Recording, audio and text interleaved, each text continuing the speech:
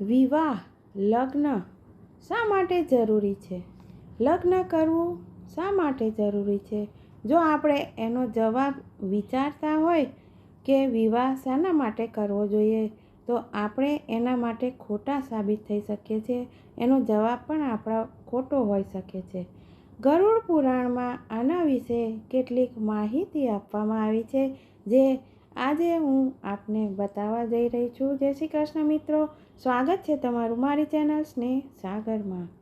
જો આ importance of marriage આપ સર્વને એ નવી જાણકારી પસંદ આવી હોય તો મારી ચેનલ સબસ્ક્રાઈબ કરી બેલ આઇકોન હિટ કરશો અને લાઈક અને શેર પણ કરશો, જેથી આવી નવી માહિતી બધા સુધી પહોંચી શકે. ગરુડ પુરાણમાં પિતૃ સ્તોત્રનું વર્ણન છે, જેમાં પ્રજાપતિ રુચિએ તેમના પિતૃગણ બતાવે છે અને તે જણાવે છે કે વિવાહ લગ્ન શા માટે જરૂરી છે. પિતૃગણ માટે વિવાહને સ્વર્ગ અને મોક્ષની પ્રાપ્તિનું સાધન બતાવવામાં આવેલું છે.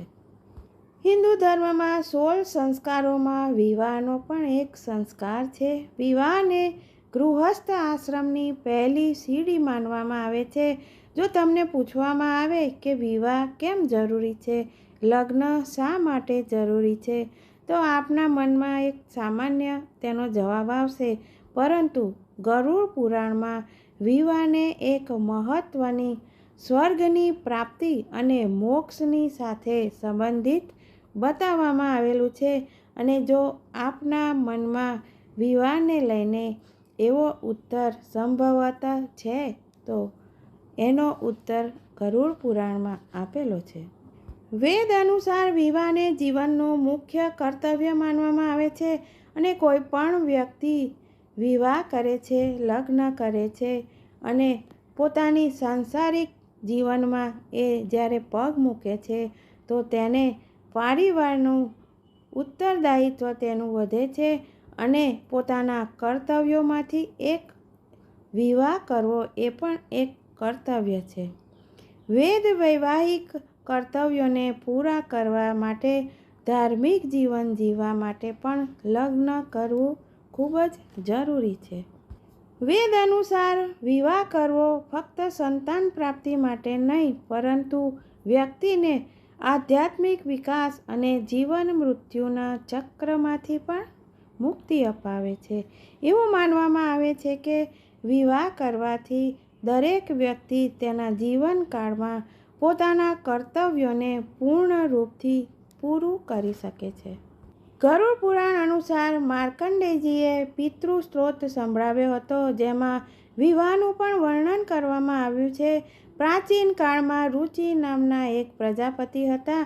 તેઓ મોહમાયા છોડીને ધરતી પર ચારેય બાજુ ફરી રહ્યા હતા અને તેમણે ઘરનો ત્યાગ કરી દીધો હતો અને એક સમયે તેઓ ભોજન કરતા હતા. તેઓ ગૃહસ્થના નિયમોથી અલગ પ્રકારે પોતાનું જીવન એકલા જ વિતાવી રહ્યા હતા. એક દિવસ તેમના પિતૃએ તેમને પૂછ્યું કે આવું શા માટે કરે છે અને તેઓ વિવાહ કેમ નથી કરતા. વિવાહને તો સ્વર્ગ અને મોક્ષની પ્રાપ્તિનું માધ્યમ માનવામાં આવે છે. ગૃહસ્થ આશ્રમ વિના વ્યક્તિને બંધન હોય છે, કારણ કે ગૃહસ્થ બધા જ દેવતાઓ, પિતૃઓ, ઋષિઓ અને યાચકોની સેવા કરીને ઉત્તમ લોકને પ્રાપ્તિ કરી શકે છે. પિતૃઓના સવાલ પર રુચિ પ્રજાપતિ કહે છે કે વિવાહ કરવાથી અત્યંત દુઃખ, પાપમાં વૃદ્ધિ અને અંતકાળમાં તો દુર્ગતિ જ થાય છે અને આ જ કારણે તેમણે વિવાહ નથી કર્યો. તેઓ પોતાના જ્ઞાનથી આત્માને નિર્મળ કરે છે. જ્ઞાની પુરુષો પોતાના જ્ઞાનથી આત્માને શુદ્ધ કરવું જોઈએ. આની ઉપર તેમના પિતૃઓ તેમને કહે છે કે આ ઠીક નથી, પરંતુ જે માર્ગ પર તમે જાઓ છો ત્યાં કલ્યાણવાળું નથી, જે અશુભ છે, અને શુભ કાર્ય કરો. વિવાહ બંધનનું કારણ નથી. જે પહેલાં કર્મ કર્યા છે તેને ભોગવવા જ પડે છે અને તેનાથી જ તે ખત્મ થાય છે. પ્રારબ્ધને જે પુણ્ય કર્મ કર્યા હોય તેના ઉપરથી સુખ અને દુઃખ ભોગવવા માટે નિરંતર તેને પૂરું કરવું પડે છે અને આ જ રીતે વિદ્વાન આત્માની શુદ્ધિ કરે છે અને કર્મ બંધનથી તેમની રક્ષા કરવામાં આવે છે. રુચિએ કહ્યું કે હે પિતૃગણ, વેદોમાં કર્મ માર્ગથી અવિદ્યા માયાની પરિપુષ્ટિ કરવામાં આવી છે.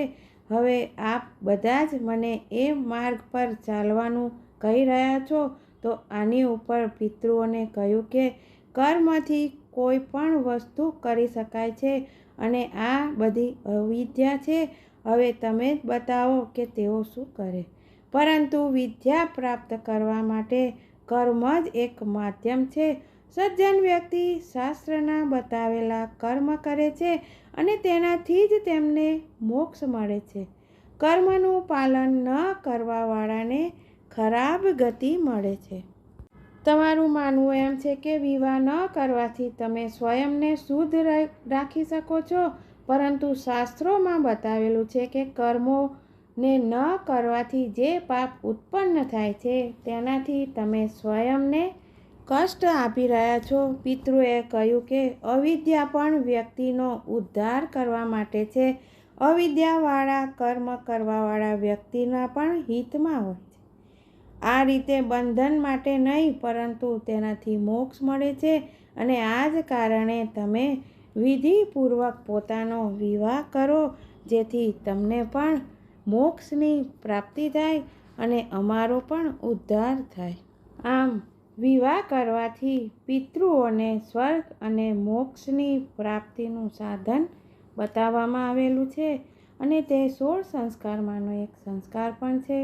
જય શ્રી કૃષ્ણ. ફરી મળીશું આવા અવનવા નવા વિષય સાથે.